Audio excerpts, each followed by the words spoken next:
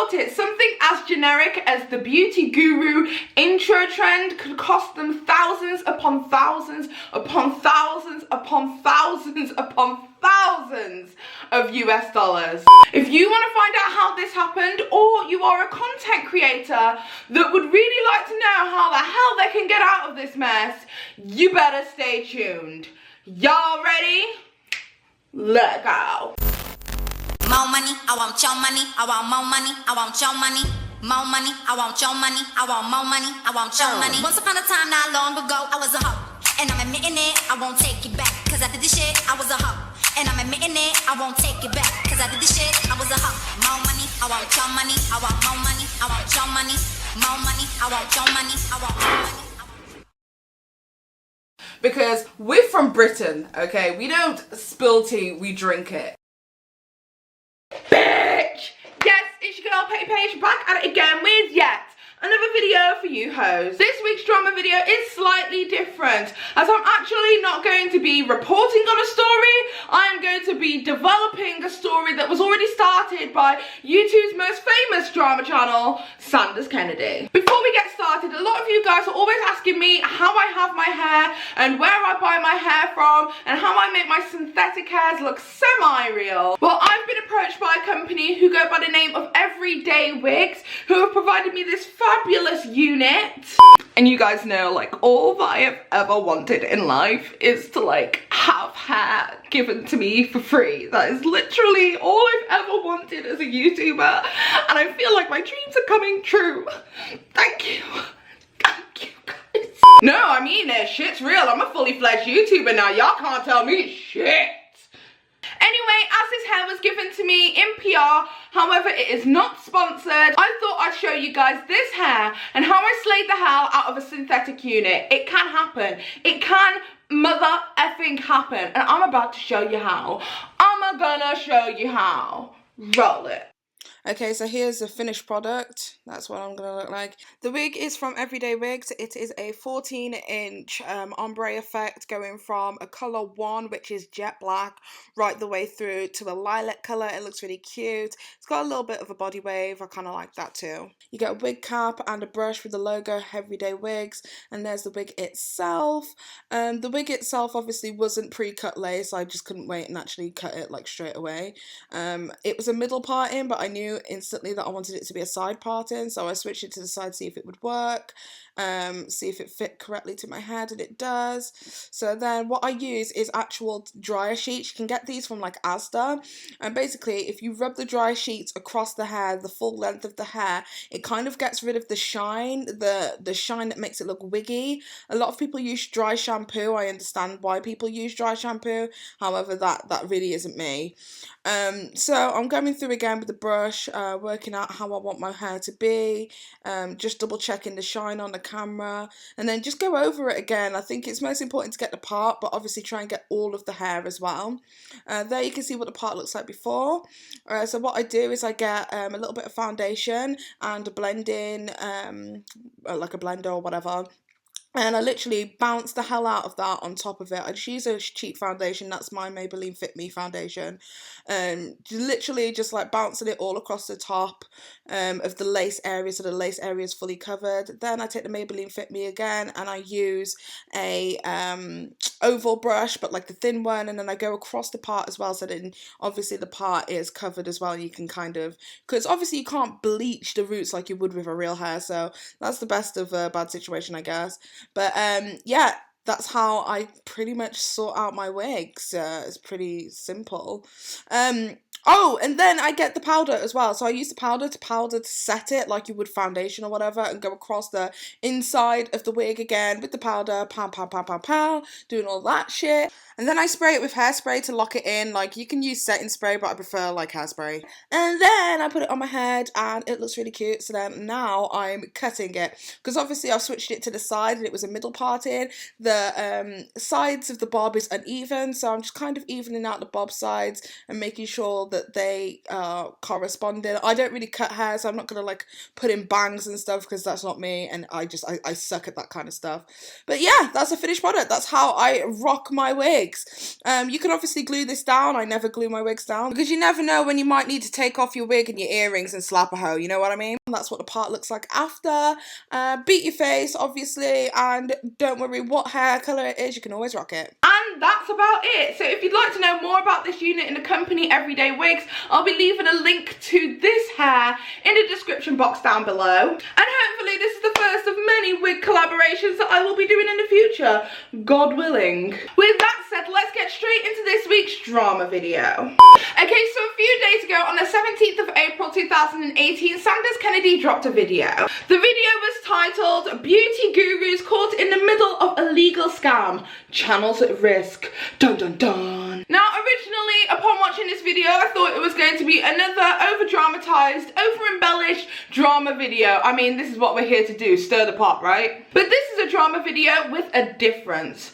When I posted about this on social media, you guys were like, oh my god, this is crazy, but I don't feel like anybody really took it as seriously as I feel like the situation needs to be taken. I am super duper serial. Basically, a YouTube friend of Sanders Kennedy, Kendall Alfred, had posted onto her Snapchat talking about a company who had tried to extort money from her. Allegedly. Okay, so I will try to explain the situation as short and sweet as I can, but basically over the weekend I was hit with 2 copyright strikes on my channel.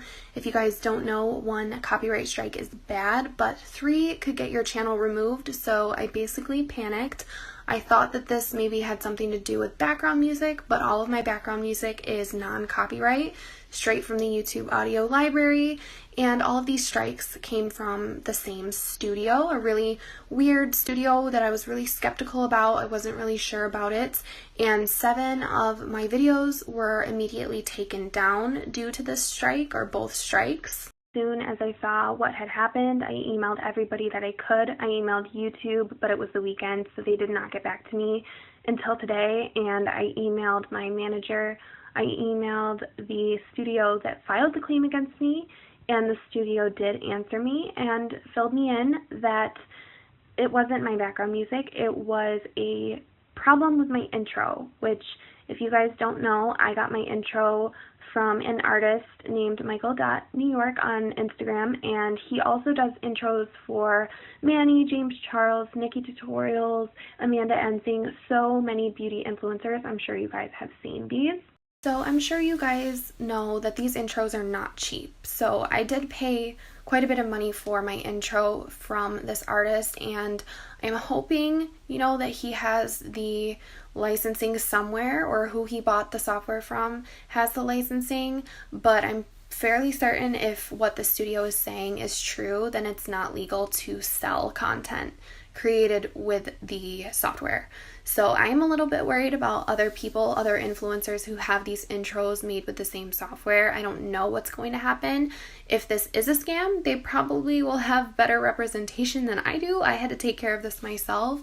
But if it's not a scam and it is copyright material, which it very well might be because YouTube did let my channels get, or my videos get taken down, this could not be good.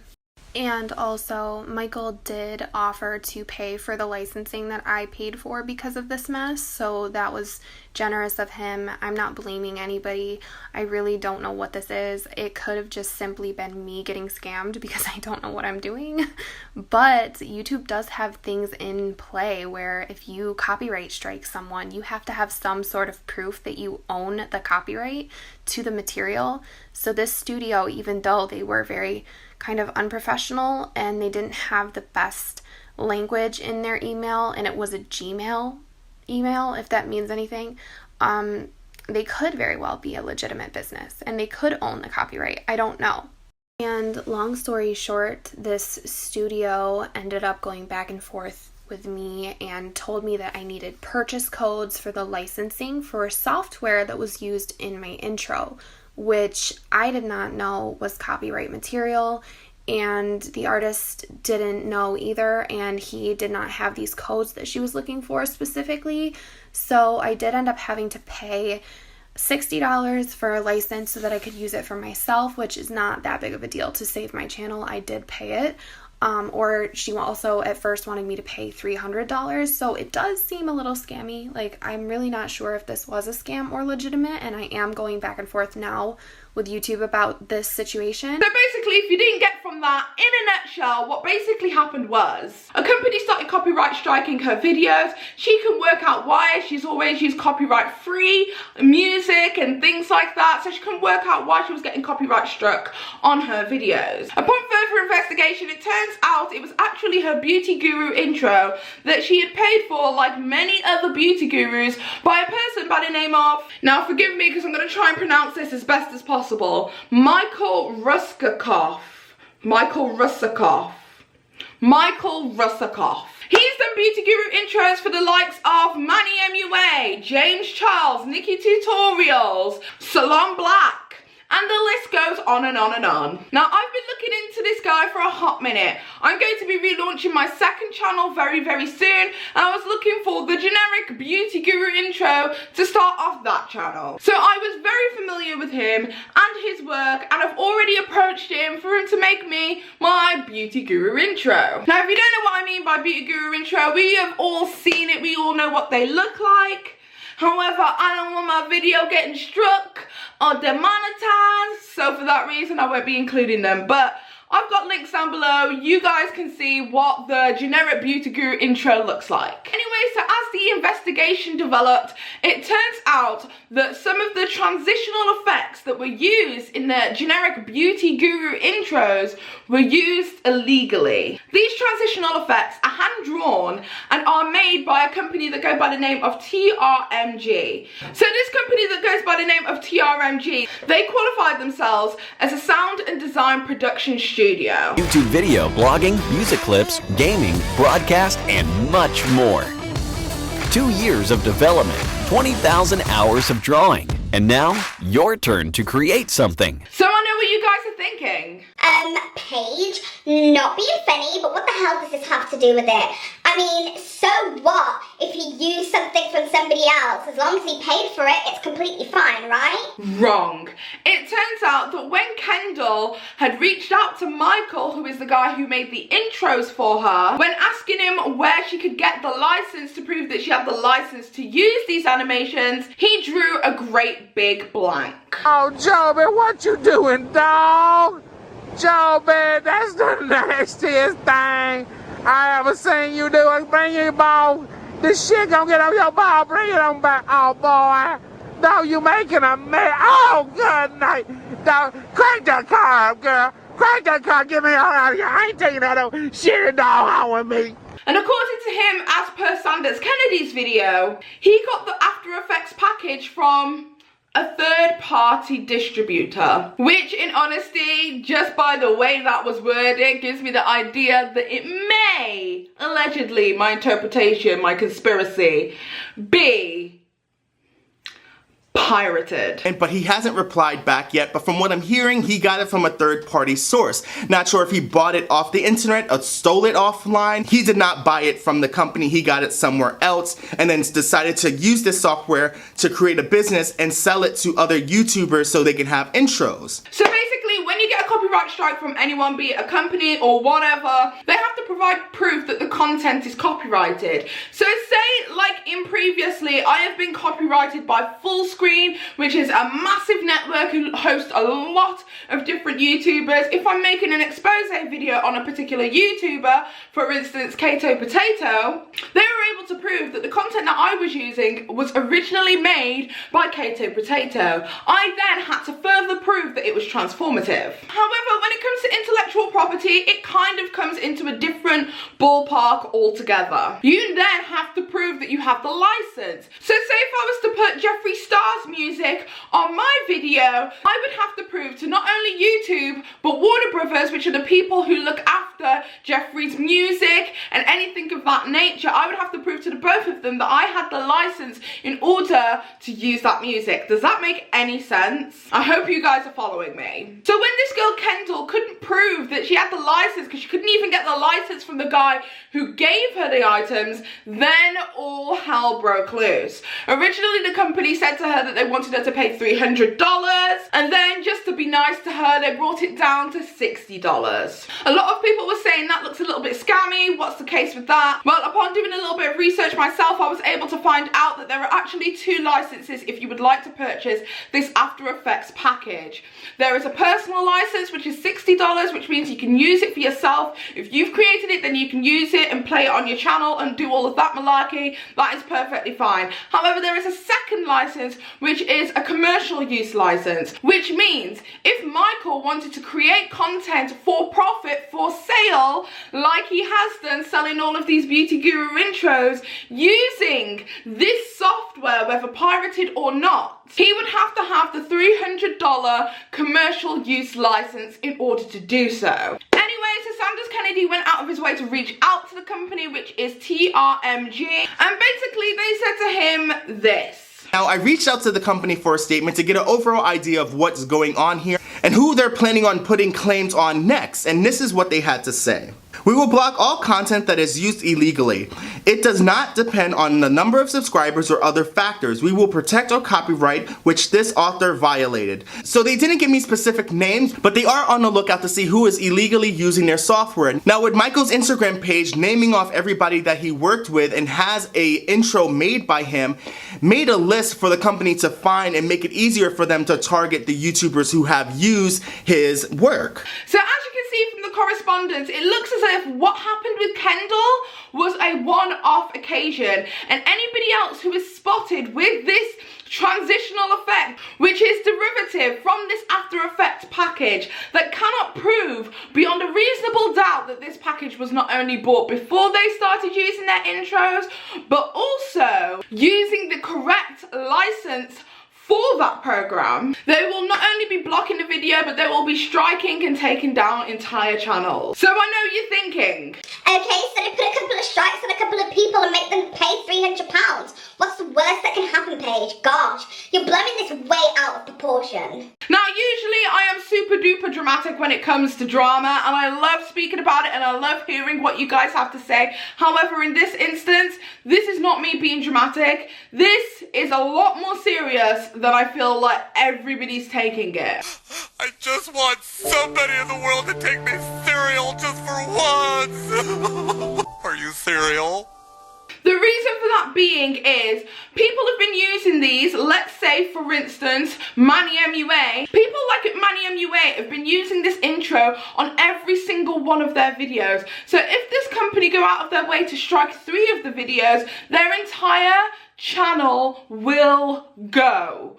YouTube are like, 1 strike, you're bad enough. 2 strikes, you're restricted. 3 strikes and you're out. You are off YouTube. And now, because of what this Michael guy has done by not being able to provide the licensing agreement for his After Effects package that he used on so many gurus intros, entire channels such as James Charles, Manny MUA, Nikki Tutorial, Laura Lee, etc, can go completely down. But that isn't the worst of the situation. The worst of the situation is that people's entire channels can be held for ransom. As in, especially with some of these bigger beauty gurus, if this company was to reach out to them and say, we have put 2 strikes on your channel, we will put a 3rd strike on your channel, unless you give us $50,000 for the licensing agreement. A lot of these beauty gurus and influencers would have to have a choice between paying that amount of money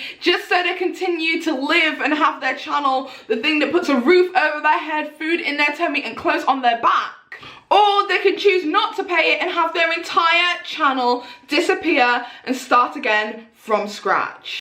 I also wanted to point this out as well, like imagine being one of the content creators for this package, for this After Effects package, and seeing your artwork that you hand drew for like hours and hours and hours on end being used by various different YouTubers, and you know that people haven't bought the commercial license for it, so you know that people haven't paid that money in order to use it, and everything was looking a little bit similar. That Kendall Alfred girl, honestly, listen to me when I say this, she was a test. She was like the test hamster or the test bunny, or, you know, maybe not harming animals, but like, she was like the test subject. They wanted to see with her if they had any grounds, and now that they know that they've got grounds, like, seriously, this could be life-changing for a lot of gurus, a lot of influencers who have used the package in general. Because what this Michael guy has done is literally intellectual property theft.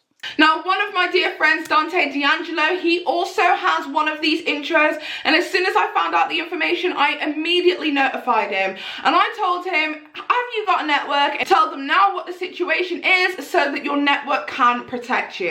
But what is all of this scary talk if there is no solution? The honest solution to this whole entire thing is to employ somebody or enlist somebody, if you've got hundreds upon thousands of videos, to go through your entire video archive and delete the intro from every single one of your videos, including any transitions that you were given as part of the video package. When Sanders Kennedy reached out to the company had said to Sanders Kennedy that letting this Kendall girl pay the $60 was just a one-off kind of situation, which leads me to believe that they are looking to get their lawyers and their big bad men in suits over to tell each one of these beauty gurus, you have to pay me XYZ amount in order to have your channel. Now, as you heard Kendall say in the video, she was able to pay off the company $60 to buy a license for her intro, but it looks like she was the only person that would be able to do that. So I don't know how that's gonna be for the other YouTubers who are using this intro. I also went on to ask them, are they gonna be seeking legal action? And this is what they had to say. In the case of Kendall Alfred, I actually canceled my complaint, but this is an exception to the rules. We are also ready to protect our interests through lawyers. So from what I'm reading, they are going to be seeking legal action against these YouTubers and Michael, being that he's the one who sold it to these YouTubers. It sounds like it's awful, mean and vicious, but this is the business world and this is intellectual property. So not only is somebody reselling, but reselling it as their own. Now, upon speaking to my YouTube friend Dante, he said there was no contract. So I don't know what kind of situation it is with every other YouTuber or every other guru, but if there is no contract, dear God, guys, this could fuck you all up, okay? This could fuck you all up. Now, part of me didn't even want to make this video because I thought if people aren't taking any notice, maybe the company will realize that they've got no battle and that'll be the end of it. And I thought if they are getting lawyers and stuff, as per Sanders Kennedy video, I feel like it's safe to say it's better not to bury your head in the sand and for people to know immediately what kind of legal issue they could be getting themselves into. Unfortunately, this is a situation for the beauty gurus where it isn't actually something that they have done themselves. This was something where they paid for something, they paid for a service and they were wronged by the individual that they paid for the service from. However, on the flip side, for these beauty gurus, it actually means that this company could extort them for thousands and thousands of pounds individually, and I don't even have to look for these beauty gurus because this guy provided a list of every single beauty guru he'd sold his shit to. So in conclusion, if you are a large beauty guru and you want to keep your intro and keep the content the original way that you made it, the only thing I can suggest to do is to lawyer the F up. If you are a YouTuber with a network, use your network's lawyers, bitch, because you're probably gonna need them. And if you are a small YouTuber with a couple 100,000 subscribers, not anything too big, I suggest you go through your video archive and delete every single intro that you have. They can't sue what's not there. Anyway, that's about it. It's a bit of a different video. It's a lot more serious because I don't know, I felt like this was not being taken seriously. I felt like when I heard this, I was like, are you kidding? This is huge. This is not little, this is huge. But I feel like everyone was like, oh, okay, well, that sucks for them. Moving on. And we have to kill him while we all have the chance. I'm serial! And I'm saying it, I'm totally serial, but everyone just keeps digging! And I'm like, no, bitch, this is people's entire fucking livelihoods. Are you kidding me? Don't forget, if you like this video, give it a thumbs up. If you like it, if you don't, I don't give a shit anyway. Don't forget to subscribe and hit the notification with the bell so that you guys get a notification every single time that Paige posts new content. I personally think that this is a big deal. This is a very big deal. And people need to take notice of it. Goddamn. I hope now you boys see that this is totally serial. But take my opinion for it because I'm just petty. Hair goals. Bye! Too much money in the bank. I ain't tryna play no games. Fuck, I hate it gon' sack. I be on my hustle all day, little bitch. Stay in your place, motherfucker, I'm paid. Too much money in the bank. I ain't tryna play no games. Fuck, I hate it gon' sack. I be on my hustle all day, little bitch. Stay in your place, motherfucker.